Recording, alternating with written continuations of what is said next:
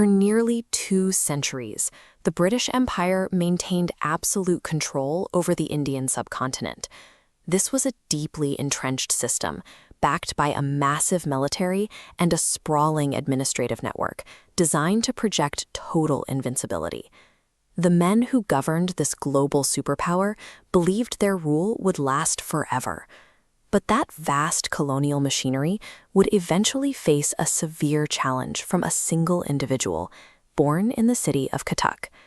Subhas Chandra Bose came from a highly respected, affluent family. As a young student, he displayed a remarkably sharp intellect. By all standard measures of the time, he was perfectly positioned to climb the colonial social ladder and secure a very comfortable life. That trajectory shifted when he encountered the writings of Swami Vivekananda. Reading these philosophical texts introduced him to a deep sense of patriotism, turning his focus away from individual success. He began to view his privileged upbringing not as an end goal, but as a resource. This early intellectual awakening formed the foundation for a life entirely dedicated to national service, requiring the active sacrifice of his own comfort. Following his father's wishes, Bose traveled to England in 1919 to prepare for the Indian Civil Service examination. He studied relentlessly at Cambridge and passed the notoriously difficult test with exceptionally high marks. At the time, an appointment to the ICS was the ultimate prize for an Indian subject. It guaranteed immense prestige, a lucrative salary, and a share in the administrative power of the British government. But before taking his post, Bose submitted his resignation. He stated plainly that he could not serve 2 masters and refused to participate in a system that ruled over his own people. Bose had removed himself from the colonial orbit.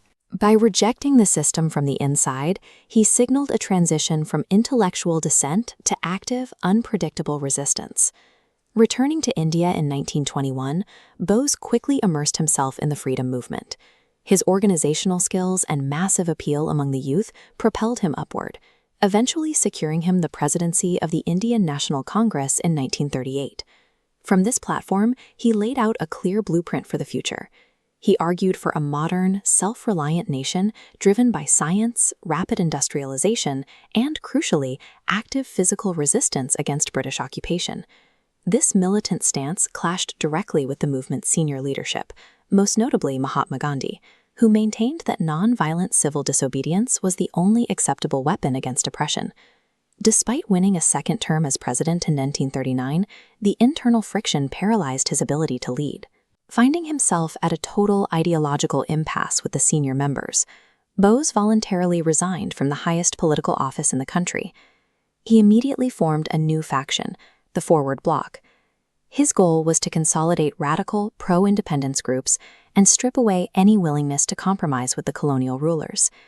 The formation of the Forward Bloc signaled a break with mainstream patience. For the British, this new, uncompromising front represented a radicalization that could not be managed through traditional political dialogue. The British government recognized the danger quickly. In 1940, to neutralize his influence, they locked him inside his family home on Elgin Road in Calcutta, surrounding the property with intelligence officers and armed guards. Inside, cut off from the outside world, Bose began calculating a breakout. Every detail had to be perfectly synchronized. A single misstep meant a permanent return to a colonial prison. In the early hours of January 17, 1941, disguised heavily as a Pathan traveler with a beard and a long coat, he walked right past his captors and slipped into a waiting car. Moving under the false identity of an insurance agent named Ziauddin, he navigated the vast railway networks of northern India, knowing any ticket inspector or local informant could expose him. He reached Peshawar and trekked through the rugged, freezing mountain passes into Afghanistan. By the time British intelligence realized their most heavily guarded prisoner was missing, the trail was entirely cold. This successful escape paralyzed the British surveillance apparatus. By crossing the frontier, Bose elevated his struggle from a domestic legal battle to an international operation beyond British reach. Free from British territory, Bose embarked on a treacherous intercontinental journey, crossing from Europe to Asia to secure international backing.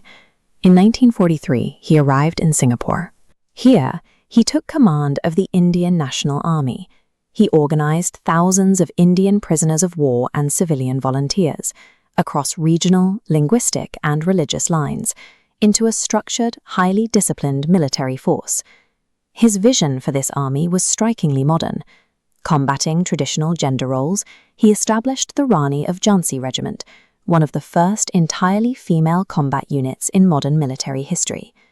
Addressing his troops in Singapore, he delivered his most famous declaration, "Give me blood, and I will give you freedom." This was not a metaphor. It was a literal demand for physical sacrifice on the battlefield. Bose had moved beyond the realm of civil protest. He now spoke with the authority of a supreme commander, directing a provisional government that possessed the physical means to challenge colonial rule on the battlefield. In early 1944, the INA marched toward the northeastern borders of India alongside Japanese forces. Their battle cry was clear, "Delhi Chalo," onward to Delhi. As they reached the steep, jungle-covered hills of Imphal and Kohima, the realities of war set in. The advancing soldiers faced punishing monsoon rains, rampant disease, and severe shortages of food and ammunition. Despite fighting with fierce determination, the logistical strain broke the offensive. Starving and outgunned, the INA was forced to execute a harrowing retreat back through the unforgiving terrain. The cost was devastating. Thousands of these soldiers died in the dense, muddy jungles of the frontier, laying down their lives for a homeland many of them had never physically set foot in. The retreat was a military failure, but reports of the campaign soon reached the Indian public. For decades, British military power had been viewed as an unbeatable constant. The sight of an Indian army crossing the border, however briefly, began to dismantle that perception. This psychological impact became undeniable when the war ended. The British attempted to try captured INA officers for treason at the Red Fort in Delhi. Instead of fear, the trials sparked massive, unified protests across India, severely weakening British authority. Netaji himself did not live to see the results. Reports state he vanished in August 1945 following an airplane crash in Taiwan. The suddenness of his disappearance left questions that are still debated today.